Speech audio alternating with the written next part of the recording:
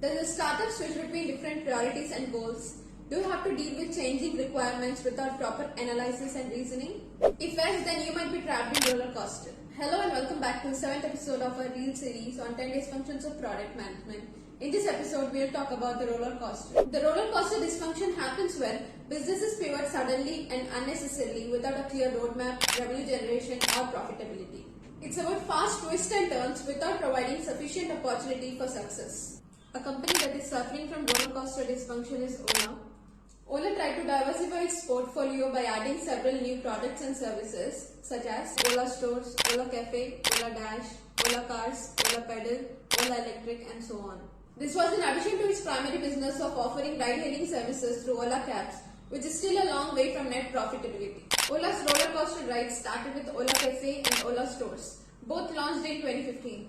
Ola Cafe was launched as a competitor to Swiggy and Zomato, and Ola Stores was launched as a hyper-local grocery delivery service. Both Ola Stores and Ola Cafe were shut just after a year in 2016 as they failed to attract customers and generate sustainable revenue. But the story doesn't end here. In 2017, Ola decided to try their luck for the second time in food delivery business and acquired Food Panda by investing $200 million. In 2019, Ola shut Food Panda by laying off 1,500 delivery executives and 40 mid to entry-level employees.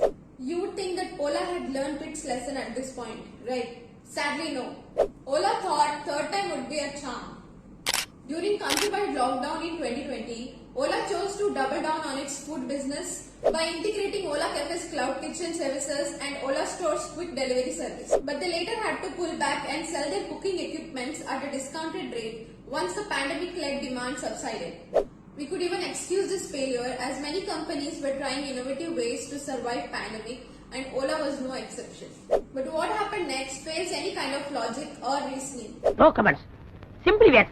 In November 2021, Ola re-entered the quick commerce segment by restarting Ola Stores. And in January 2022, Ola rebranded it as Ola Dash. This was when the established quick commerce players, Zepto and Blinkit, had already gained considerable user base. Eventually, it was shut in June 2022, just months after announcing Ola Dash's expansion plans to open 500 dark stores across 20 cities. These constant starts and stops since 2015 in food and delivery space has cost Ola several hundred millions in undisclosed losses, even as their primary ride-hailing business struggles to make profitability. This is a classic example of roller coaster dysfunction.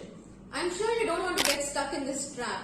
So how do you get off the roller coaster? Make sure you understand the market, build products with feedback, and don't take fail fast mentality to its extreme. Establish your product matrix, allocate resources, and constantly try to improve them.